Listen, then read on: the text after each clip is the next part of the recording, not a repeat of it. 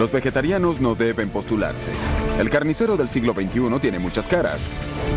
Los sacrificadores, los procesadores de reses, los cortadores, los inspectores de seguridad y los vendedores. Convierte el ganado en filetes, hamburguesas y salchichas. Incluso atiende a domicilio. A continuación, el carnicero en Maravillas Modernas.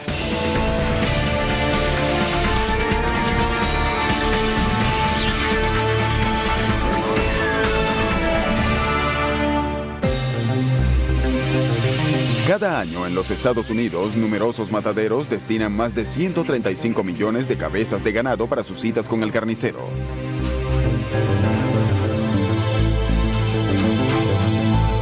Los viejos carniceros que lo hacían todo están casi extintos. En su lugar, hay un ejército de cortadores a alta velocidad y especialistas en control de bacterias en una planta de producción masiva.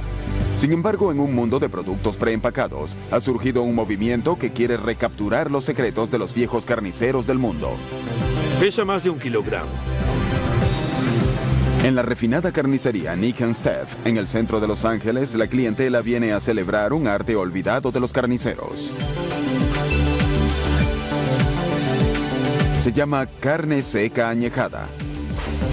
Nick and Steph importa lomos enteros y los añeja en un cuarto de temperatura controlada hasta por 21 días. Lo que sucede es que las enzimas de la carne comienzan a descomponer los tendones y la fibra muscular. Esencialmente lo que hace es reversar el proceso de rigor mortis, haciendo que la carne se afloje y se ablande. Algunos filetes secos añejados tienen un costo de hasta $50 por un corte de 280 gramos. Su alto costo es una consecuencia directa del encogimiento. A medida que la carne envejece, la capa exterior se descompone y se deben quitar las bacterias. Extraer los filetes y los lomos requiere un experto carnicero. Como ven, está completamente seccionado. Hay un alto nivel de marmoleo y está completamente tenderizado, casi totalmente suave.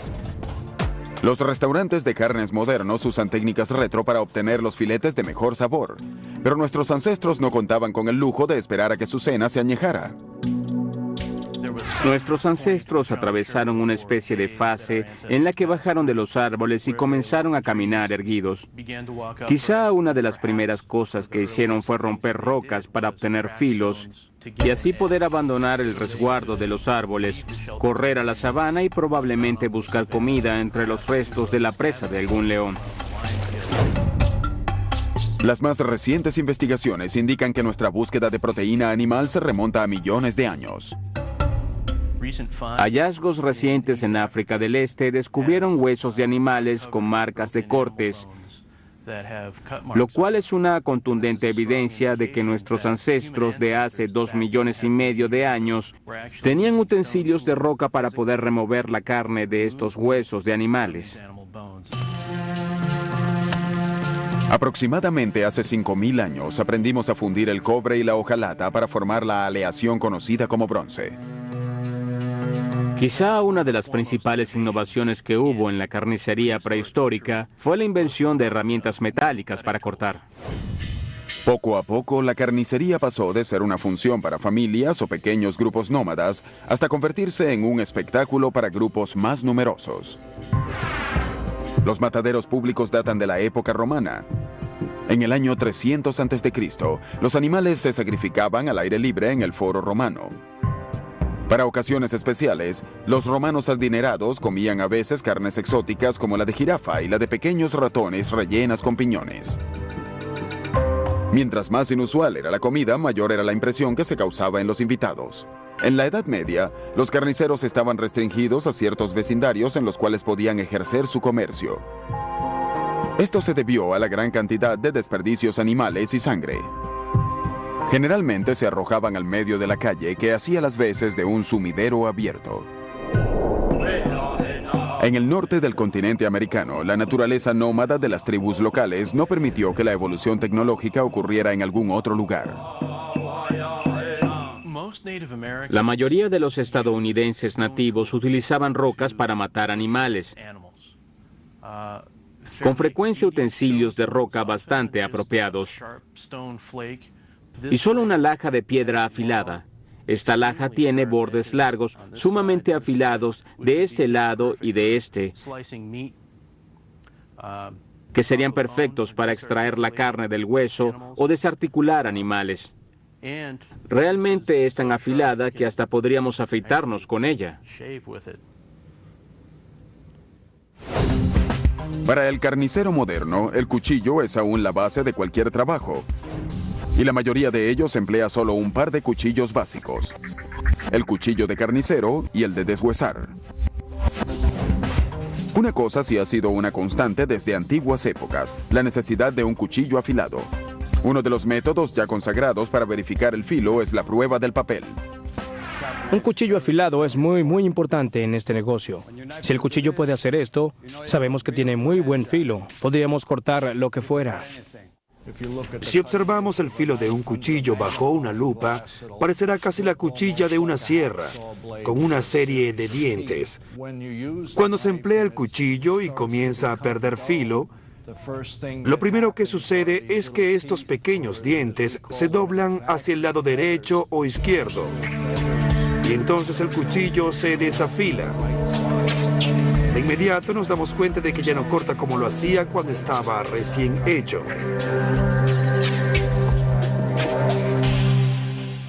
En ese caso, se utiliza un amolador de carnicero y pasamos por un proceso de afilado manual, para lo cual pasamos la hoja del cuchillo a lo largo de la barra de acero. De este modo, los pequeños dientes se enderezan y se realinean.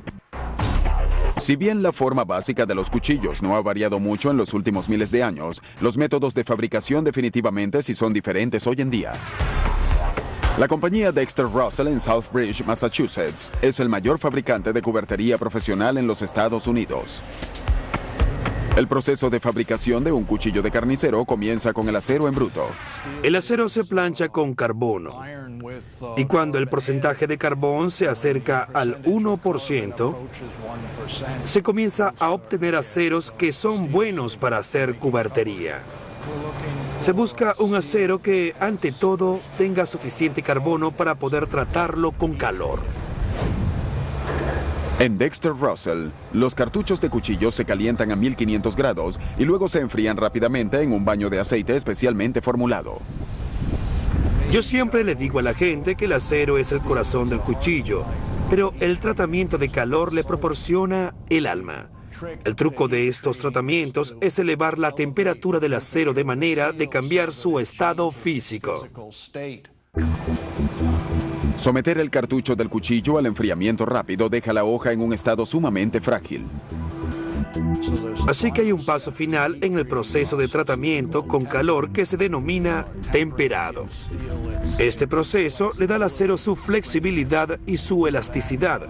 Eso se logra al colocar el acero carbono en un horno de 550 grados y remojarlo a esa temperatura durante 2 horas. La clásica imagen del carnicero incluye una formidable hoja llamada cuchilla de carnicero. Pero la tecnología del siglo XX hizo que pasara a ser obsoleta. La cuchilla de carnicero se utilizaba mucho más porque quizás no tenía una sierra de banda. Si la tenían, empleaban un cuchillo de carne para cortar la carne y luego usaban la cuchilla de carnicero para atravesar el hueso.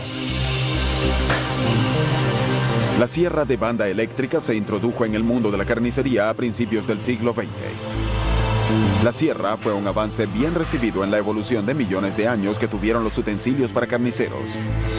Pero solo décadas antes de introducirla, otros factores en un pueblo del Medio Oeste alterarían para siempre el papel del carnicero tradicional. En Huntington Meats, en Los Ángeles, las destrezas de los antiguos carniceros aún tienen demanda. Este es un corte de res sin hueso. Lo voy a limpiar y a dividirlo. Toma, pueden llevar lo que quieran. En un supermercado tienen que estar muy pendientes del precio porque deben competir con otros establecimientos. Yo no compito con nadie debido a la calidad que ofrezco. Durante siglos, el carnicero tradicional ha ofrecido cortes de carne preparados con destreza y buenos consejos para la clientela. Los carniceros de vecindario rara vez sacrifican al animal, pero aún siguen siendo expertos en todas las fases para llevar la carne desde los potreros hasta la mesa. Él sale, habla con los clientes y sabe lo que ha cortado. Está orgulloso de sus cortes. Lo envuelve y la gente lo lleva a casa. Tiene más contacto personal con esa carne a lo largo de todo el proceso. Estos carniceros son sobrevivientes modernos de sus predecesores que cruzaron el Atlántico para alimentar a las recién formadas colonias estadounidenses. Estos asentamientos evolucionaron a lo largo de la costa este. Obtenían las carnes de la caza y de la cría de animales domésticos y las vendían frescas. Si las iban a preservar, utilizaban grandes cantidades de sal y las ponían en barriles. En la Nueva Inglaterra colonial, los carniceros usaron carne salada para crear un negocio de exportación de envergadura, al intercambiar carne por melaza de las Antillas. A medida que crecieron las colonias, las carnicerías al detal se convirtieron en un elemento fijo en todas las comunidades. Sacrificar ganado era algo que se hacía de forma muy local. Pues no existía la refrigeración y tampoco existía aún el enorme sistema de plantas. La mayoría de las ciudades tenían grandes corrales o mercados donde los carniceros locales compraban el ganado y luego se lo llevaban para sacrificarlo y vender la carne fresca. Pero para finales del siglo XIX, los carniceros estadounidenses fueron devorados por la Revolución Industrial. Los grandes corrales creados para la exhibición y subasta de ganado comenzaron a extenderse por las ciudades del Medio Oeste como Cincinnati y Kansas. Sin embargo, fueron los ferrocarriles los que con el tiempo hicieron que Chicago, Illinois, se convirtiera en la capital empacadora de carne de los Estados Unidos. Para 1860, casi todas las líneas principales del ferrocarril atravesaban Chicago, haciendo que un gran corral centralizado pasara a ser una fuerza económica dominante. Para 1860-1861, Chicago le ganó el título a Cincinnati y se convirtió en la capital porcina del mundo. La infinidad de corrales abarcaban más de 2.500 kilómetros cuadrados de tierra al sur de Chicago. Para procesar la cantidad de ganado vacuno y porcino que llegaba por tren, se construyeron plantas empaquetadoras de gran tamaño, algunas de hasta 8 pisos de alto. Las plantas empaquetadoras originales se manejaban con gravedad, es decir, el ganado se llevaba hasta la parte alta de las edificaciones. Allí se le sacrificaba y los cuerpos se transportaban en una rampa hasta los distintos departamentos, hasta terminar en las salas de refrigeración, en los sótanos más bajos. Para 1890, las empaquetadoras de carne empleaban cintas transportadoras en serie para llevar las reses desde el piso donde las sacrificaban, pasando por un laberinto de trabajadores calificados. Las empaquetadoras de Chicago también inventaron una enorme industria de productos derivados. Con la piel, los huesos, la sangre y los órganos de los animales, las empaquetadoras crearon mercados muy rentables para esos productos que incluían manteca, fertilizantes, pegamentos, jabones y productos de cuero. La cantidad de ganado sacrificado en Chicago aumentó de 224,000 en 1875 a más de 2,2 millones en 1890. Les Oriar desempeñó un trabajo en la cadena de producción de la planta empaquetadora Armour en 1932. Se escuchaba el chillido de los cerdos, se sentía el calor del día y de los animales y había mucho ruido. Pero el movimiento inevitable de la cinta transportadora seguía. Nunca se detenía. Eran muy comunes los días de 10 o 12 horas de trabajo. De hecho, el de 10 era normal. También se trabajaba los sábados. Quizás teníamos medio día libre los sábados. Y no se nos podía pasar el corte, porque eso detenía la cadena de producción y detenerla traía graves problemas.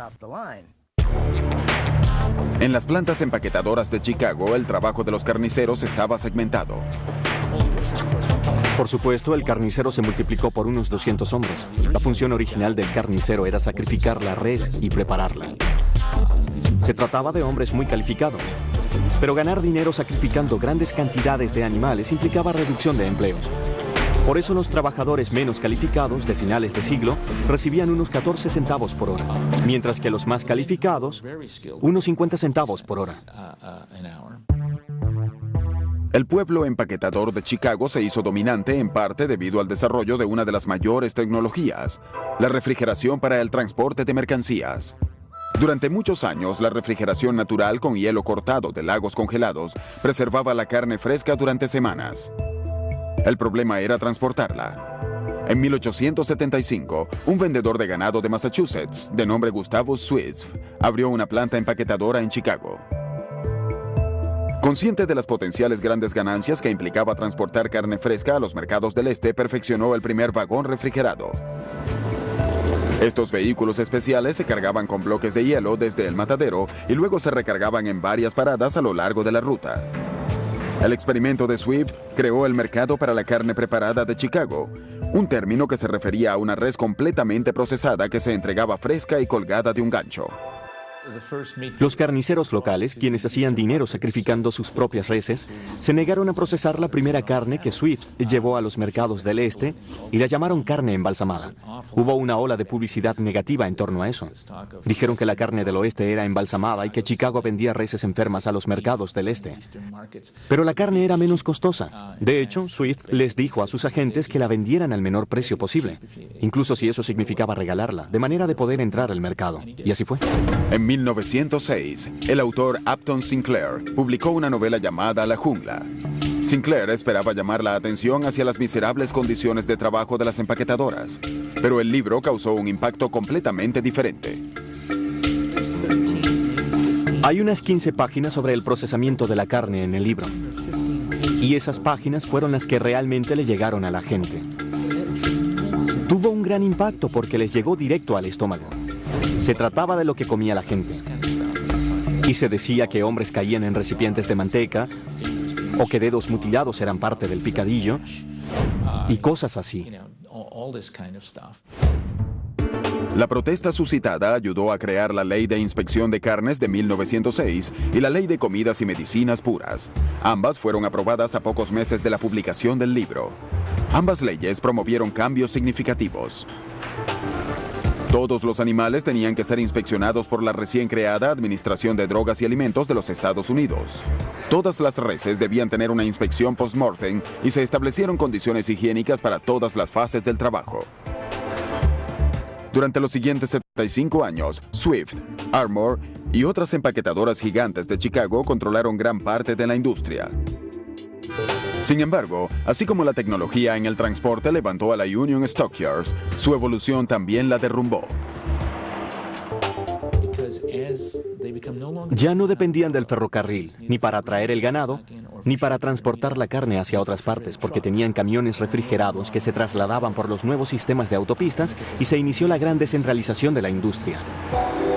En la actualidad, la única evidencia que queda de la que fue la industria empaquetadora de carne más grande del mundo es la puerta de piedra original que se encuentra al sur de Chicago.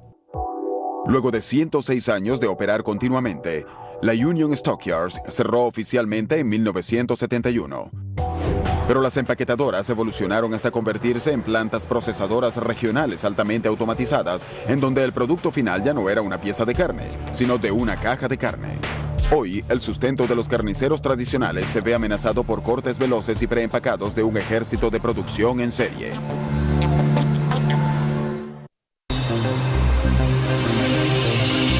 Chicago fue una vez el centro de la gran industria empaquetadora de carne. Hoy en día, el legado de Chicago se ha extendido por las grandes planicies en estados como Minnesota, Nebraska y Iowa.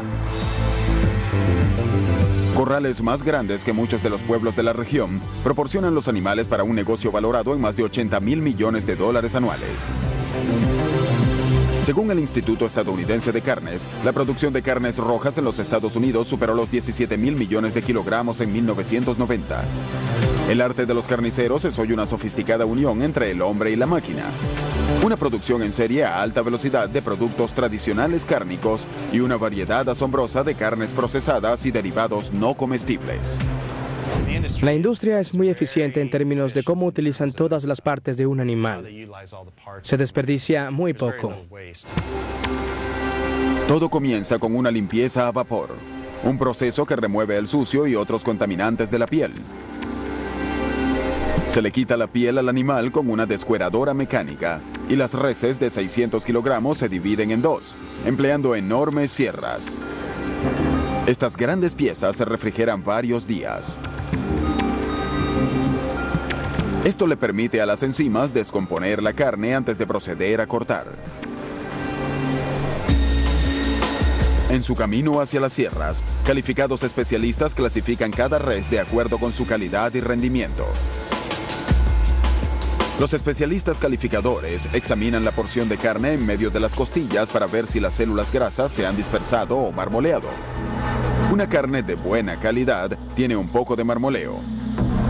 La de alta calidad ofrece un marmoleo modesto, y la de primera calidad contiene la mejor dispersión de grasa y se cotiza a los precios más elevados del mercado. La grasa marmoleada es la que le proporciona a un filete cocido gran parte de su sabor. Recientemente, el ojo humano fue sustituido en muchas plantas por un sistema de evaluación por video. Este dispositivo de imágenes calcula el color y el marmoleo de la grasa y le asigna un grado de calidad en segundos. Antes de proceder al corte, muchas procesadoras inyectan nitrógeno u otros gases a la res para ayudar a separar el músculo del hueso y facilitar los cortes. Al entrar una res, le quitamos algunas partes que irán por un lado y las otras partes pasarán por otro lado. Tenemos gente que se especializa, por ejemplo, en sacar un lomo y cortarlo en filetes. Las instalaciones modernas de procesamiento de carne se parecen mucho a un lugar de trabajo industrial. La seguridad es una prioridad. Debido a los movimientos repetitivos y la velocidad en las cadenas de producción en serie, el carnicero lleva puesto un chaleco y guantes de malla metálica para evitar posibles accidentes con los cuchillos afilados. La gran mayoría de los cortes de carne son primarios o de gran tamaño, tales como el lomo o las costillas, que luego serán procesados en cortes para la venta al detalle. En las grandes plantas procesadoras, todos los cortes de carne primarios se envían al departamento de empacado. Las primeras tecnologías de empacado al vacío tenían como objetivo eliminar el aire alrededor del producto. La falta de oxígeno inhibe las bacterias y ayuda a preservar un ambiente estéril. En la actualidad, la avanzada tecnología del empacado al vacío es esencial tanto para los carniceros como para los consumidores. Cada vez vemos más y más productos que se empacan al vacío, productos listos para el consumidor que son muy cómodos. Van desde carnes de almuerzo, productos curados y cosas así, porque el vacío tiene la propiedad de mantener el color de esos productos. En el Laboratorio de Ciencias de las Carnes de la Universidad de Illinois, los investigadores siempre buscan formas de mejorar la más reciente tecnología llamada EAM, empacado de atmósfera modificada, que consiste en modificar la atmósfera alrededor de la carne al inyectar una mezcla de gases. Uno de los procesos en los que se pensó para aumentar la vida de la carne fresca en los anaqueles de las tiendas era añadir oxígeno a la mezcla de gases, de manera que el corte de carne se viera de color rojo vivo o darle su color natural. Los investigadores también estudian una nueva técnica cuyo objetivo es mejorar el sabor. Mediante este proceso se le inyectan distintas soluciones a la carne para mejorar su sabor. En general, encontrarán sal, fosfato y a veces se utiliza un condimento natural como el romero, que tiene características antioxidantes. Y muchos productos contienen bien sea sodio o lactato de potasio. Lo que hace es agregarle un poco de sabor, un gusto algo salado que resalta el sabor de la carne. Pero quizá lo más importante es que cambia algunas de las características de la matriz de proteínas y abre esa matriz para permitir una mayor interacción de las proteínas con el agua. Además, la carne se torna más suave una vez cocida. Los investigadores que experimentan con diversos avances utilizan degustadores mecánicos y humanos. Se utiliza un dispositivo Instrom para medir la comprensión y determinar la suavidad de varios filetes cocidos mejorados. Un equipo de degustadores se emplean también para medir el sabor de diferentes soluciones inyectadas. Con estas pruebas de degustación, los investigadores pueden evaluar qué nuevas recetas pueden llamar la atención de los consumidores. El mejoramiento de la carne para muchos productos avícolas, vacunos y porcinos es una práctica bien establecida. Pero ¿qué hay de la carne que el carnicero remueve de los cortes primarios? Los recortes son un componente clave de las comidas al aire libre, hamburguesas y salchichas. La hamburguesa implica un proceso en el que se toman cortes de carne magra, y se le añade lo que conocemos como recortes, que son las partes de mayor contenido de grasa del animal. Las mezclamos en una proporción específica para obtener como resultado una relación de carne magra y grasa de 80-20 o 90-10. Hay hamburguesas extra magras que contienen incluso menos de 10% de grasa.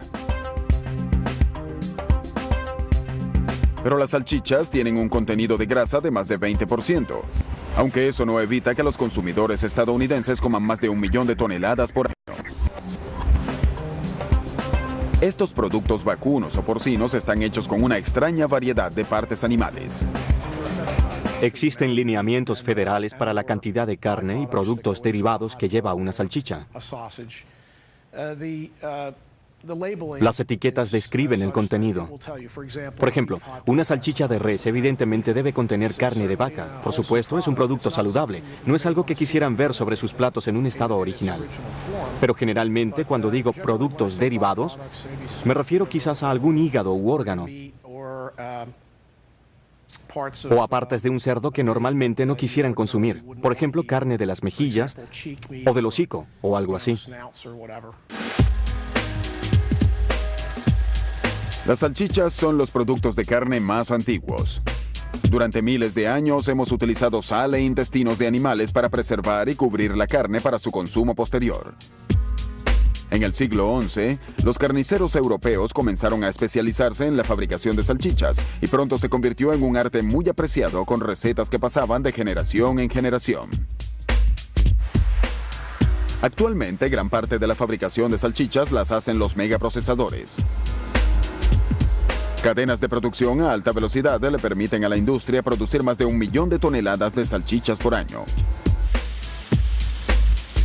Pero no todos los productores fabrican millones de kilogramos por semana. Algunas fábricas familiares se preocupan más por la calidad que por la cantidad. En Usingers, en Milwaukee, Wisconsin, las antiguas tradiciones mundiales se concentran en una fábrica moderna pero de producción limitada. Tenemos como 100 empleados y somos una especie de gran carnicería, más que una planta altamente automatizada. Tratamos de mantener nuestras recetas tan auténticas como lo eran hace 3 generaciones, así que eso significa que no recibimos mucha ayuda en el procesamiento, como es el caso del glutamato monosódico. Las cebollas que utilizamos son frescas y el ajo también. En Usingers, la carne, el agua y las especias frescas se mezclan y combinan en una moledora para crear una única emulsión de salchichas. En la fabricación de una salchicha fresca, normalmente se añade un refrigerante como hielo seco durante el proceso de picado, y esto se hace para mantener la carne muy fría mientras se pica, debido a que cortar produce fricción y la fricción produce calor. Es muy importante que la carne se mantenga fría mientras se corta para que pueda haber definición de las partículas entre lo graso y lo magro, porque en una salchicha fresca el producto debe lucir lo mejor posible para que se pueda vender. La emulsión se pone luego en una máquina para rellenar. Aquí, los intestinos comestibles procesados del animal funcionan de cubierta para las salchichas. Las salchichas Usingers se cuelgan en estantes y se ahuman en una cámara de ahumado durante días. Y el proceso se concluye según las especificaciones únicas de 3 generaciones de fabricantes. Con nuestras especialidades tratamos de diferenciarnos de los productos fabricados en serie. Creo que el consumidor estadounidense se está convirtiendo en un comensal más aventurero. Pero los procesadores de carnes especiales comparten una grave preocupación con los carniceros de producción en serie. Es una nueva amenaza aterradora que no se ve ni se saborea, pero aún así tiene el poder de matar.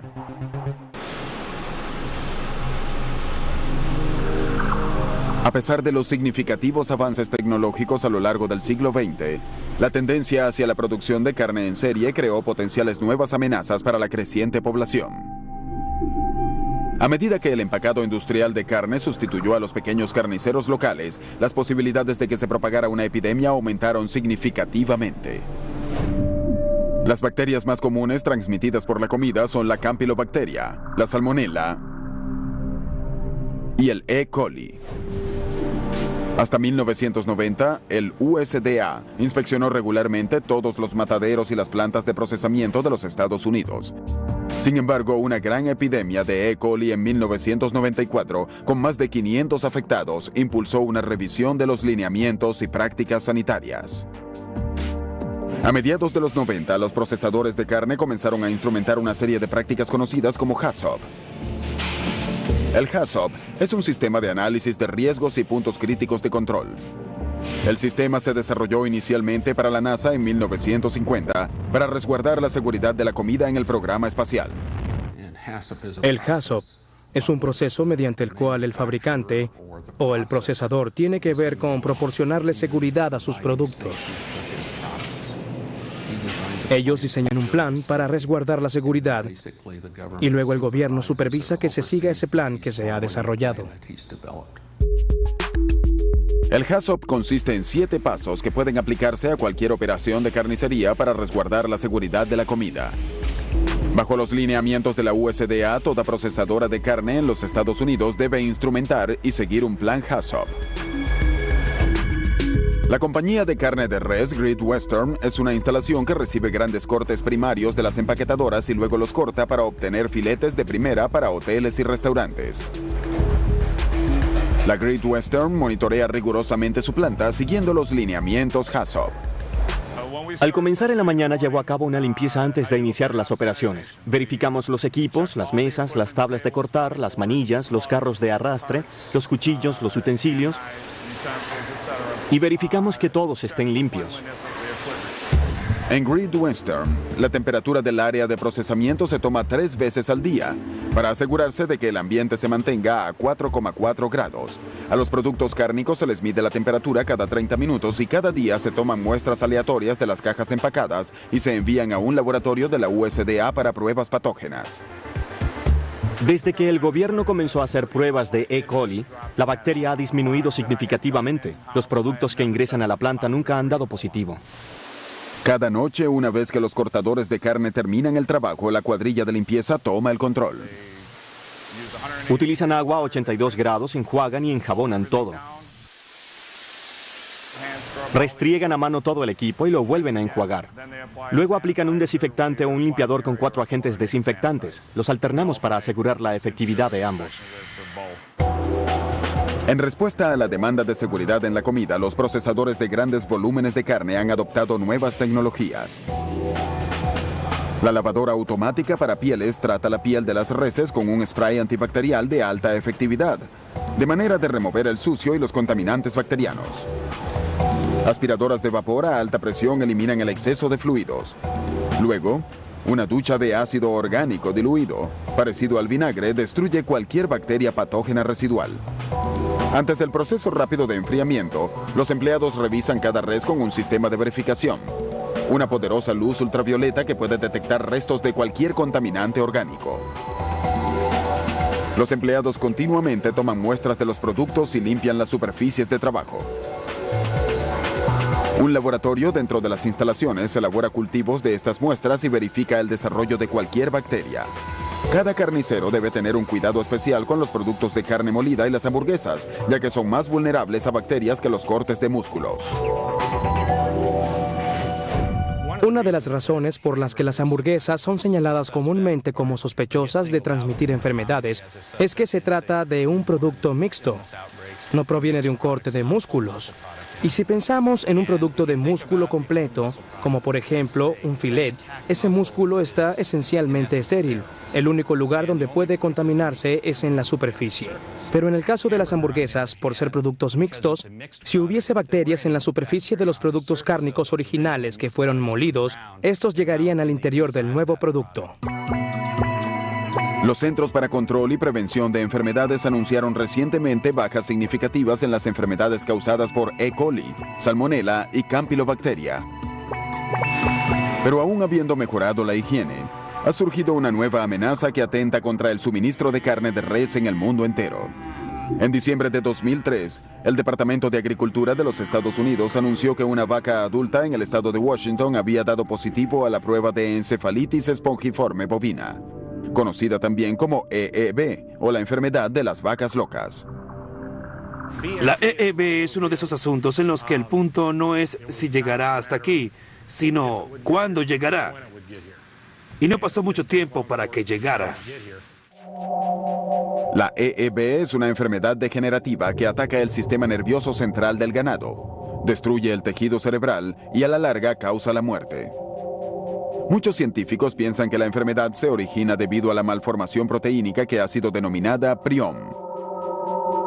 Los priones se multiplican convirtiendo las células proteínicas normales en células anormales que con el tiempo minan todo el cerebro. Estas proteínas deformes son infecciosas, pero no se destruyen al cocinar ni congelar. Los científicos creen que la enfermedad se ha extendido en el ganado a través de lo que se denomina reciclaje animal, es decir, el uso de partes de las reses en los alimentos para el ganado. Casi 100 personas han perdido la vida debido a una variante humana de la enfermedad de las vacas locas, quizá por haber consumido productos cárnicos infectados. La enfermedad se transporta en el tejido del sistema nervioso como la médula espinal y se halla más comúnmente en productos como las salchichas. Los síntomas tempranos en los humanos incluyen insomnio, pérdida de la memoria y demencia. Actualmente no existe cura para esta enfermedad mortal. En los Estados Unidos, el Servicio de Inspección para la Seguridad de la Comida ha tomado numerosas precauciones para resguardar la seguridad de los suministros de carne de res. Todos tenemos que estar muy alerta. Las leyes y regulaciones, desde que se halló el primer caso en Washington, han cambiado mucho el modo en que procesamos la carne. Sin duda, mejoraremos la seguridad y la confiabilidad de los productos comestibles que ponemos en nuestras mesas. Me siento cómodo al afirmar que probablemente tenemos el suministro de alimentos más seguro de los Estados Unidos o de cualquier parte del mundo. Los expertos admiten que requerirá de un esfuerzo muy coordinado y específico por parte de los pequeños y grandes carniceros para eliminar la amenaza de la enfermedad de las vacas locas. Los carniceros tradicionales son sobrevivientes en un negocio cambiante. Cuando era niño, en los años 50 y a principios de 1960, vivía en una comunidad que quizás tenía 10 carnicerías a muy poca distancia entre sí. Esas carnicerías tenían aserrín en el suelo y eran un lugar de reunión para la gente. Luego eso cambió. Ahora se va al supermercado y se toma algo en un envase plástico que está envuelto. Puede que esté congelado o no, pero con certeza no se procesa ante nuestros ojos. Los productos cárnicos actuales, cortados y empacados al vacío en las plantas procesadoras, han forzado a los carniceros tradicionales a buscar nichos específicos en el mercado de la carne. El Mercado Paulina de Chicago es un lugar clásico de especialidades en carne para los consumidores que están decididos a mantener la tradición del contacto directo con el carnicero. Cuando vamos a un supermercado, vemos muchas cosas que han sido cortadas previamente. No por la carnicería o por la gente que allí trabaja. Desde que apareció la carne de res en cajas, ahora existen los cortes centralizados. Los cortes centralizados acabaron con el trato personal. Nosotros comenzamos con la res entera y vamos descendiendo. La limpiamos, hacemos los grandes cortes y cuando un cliente entra aquí, puede hasta hablar con el carnicero, quien le dirá qué hacer con el corte y cómo cocinarlo y prepararlo.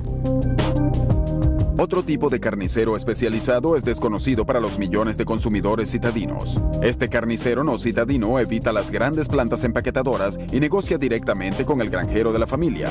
Eichmann Smiths, en Seward, Illinois, es el pequeño matadero de los granjeros. Somos lo que denominan procesadores a la medida. Es casi como ser sastres.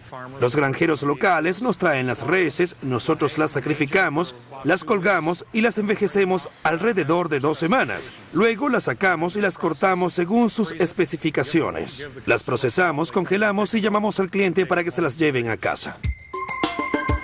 A veces transportar el ganado desde los ranchos hasta los mataderos no es muy práctico. En casos como estos, surge otro carnicero especializado. Se llama el carnicero móvil. La descripción de mi trabajo va de la A a la Z. Vamos, sacrificamos los animales y me toca hacer eso. Soy también quien corta y envuelve los animales para procesarlos para la gente del modo que más deseen. Llegar hasta las granjas de la pequeña isla de Lummi en el estado de Washington significa tomar un ferry desde tierra firme. La unidad móvil de procesamiento de 8,5 metros o UMP contiene todo lo que un carnicero móvil necesita para sus largos días. Generalmente, con esta unidad móvil de la USDA, el cliente tiene la oportunidad de que nos movilicemos hasta su granja y sacrifiquemos los animales bajo supervisión, lo cual les permite vender su carne al letal. El día comienza estabilizando la UMP sobre la desigual superficie para asegurarse de que los fluidos corran en la dirección apropiada. Luego comienza el proceso de limpieza. Usamos 2 desinfectantes distintos, uno es para bacterias orgánicas y el otro para no orgánicas. Y este es el de 4 agentes desinfectantes, que no es orgánico. También tenemos un desinfectante de yodo para bacterias orgánicas. Usamos el producto para eliminar cualquier bacteria que pueda estar presente. Con un ambiente limpio, el carnicero móvil pasa a hacer el trabajo sucio. Esta es una de las pistolas. La utilizamos para atontar a las reses. En el caso de que nos podamos acercar lo suficiente. Tiene casquillos como estos, que introducimos en el extremo y hay una varilla dentro que aturde al animal. Ahora a buscar los animales. Cuando el animal no puede controlarse para realizar el trabajo a corta distancia, el carnicero usa un solo disparo.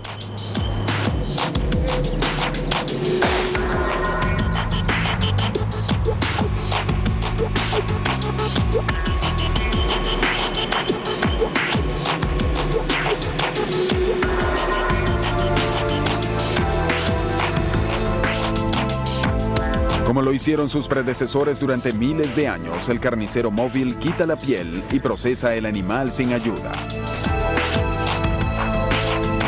A pesar de la remota ubicación, un inspector de la USDA supervisa el trabajo del día. Con una buena variedad de cuchillos y sierras eléctricas, un buey se prepara en aproximadamente 2 horas.